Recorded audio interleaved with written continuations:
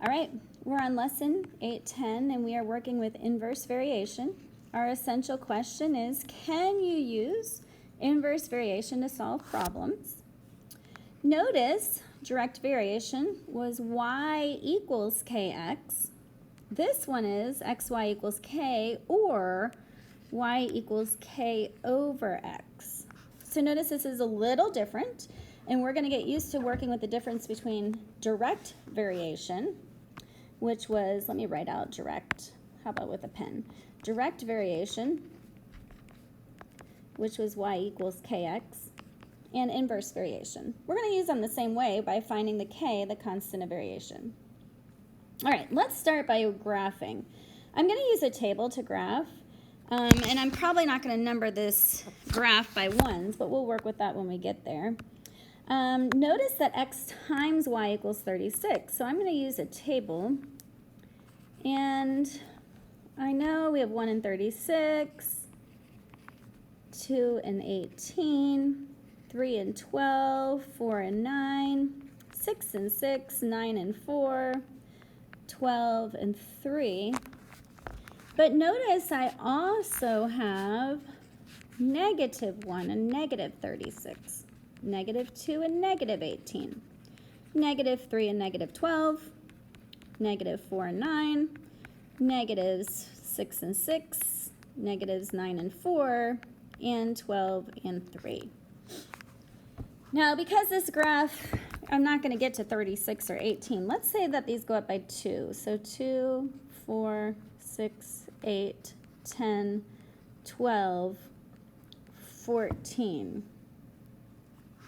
So if I have to graph this, let's start here with 3 and 12, 4 and 9, 6 and 6, 9 and 4, 12 and 3, I can see that this graph looks like that.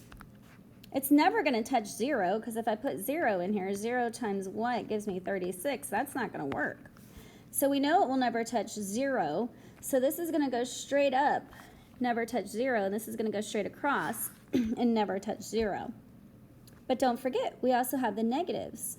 So if I start at negative 12 and negative 3, and negative 9 and negative 4, and negative 6 and negative 6, and negative 4 and negative 9, the same thing is going to happen in my negatives. It's never going to touch 0, and it's never going to touch, so it's never going to touch the x-axis or the y-axis, huh? All right, let's move on to some word problems using inverse variation. A child with a mass of 25 kilograms is sitting 2 meters for the fulcrum of a seesaw. So we're talking about a seesaw. The fulcrum, I believe, is that little thing that makes it go back and forth. How far from the fulcrum should a 100 kilogram adult sit to balance the seesaw? And they give us this funny little equation here, m sub 1 times d sub 1 equals m sub 2 times d sub 2. Well, I know that the first measurement is 25 kilograms, and that's going to be multiplied by 2 meters. And I can make that equal to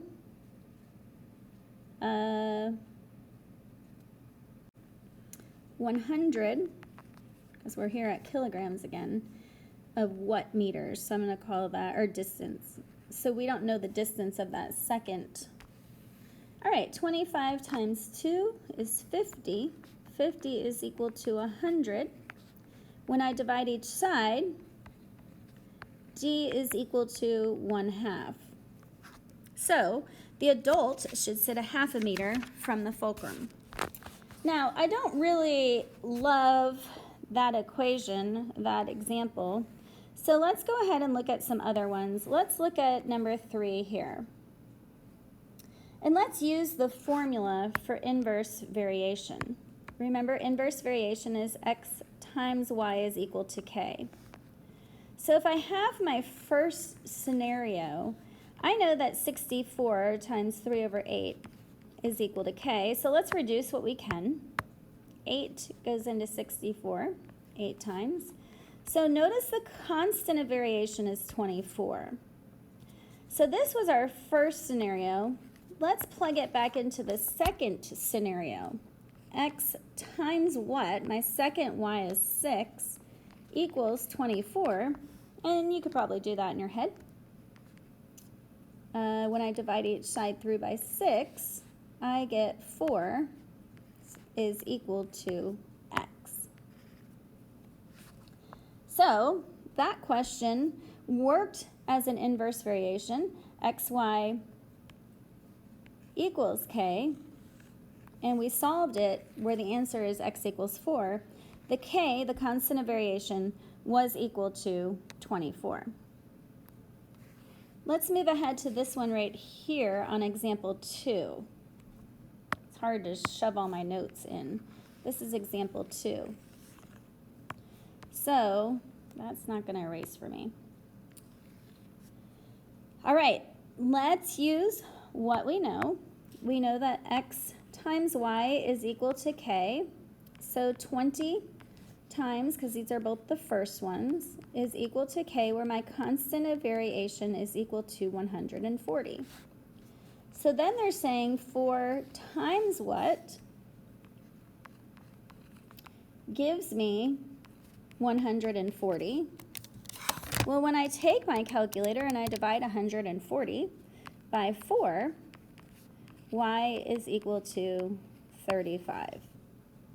That is inverse variation. So remember the formula, x times y equals k is inverse variation.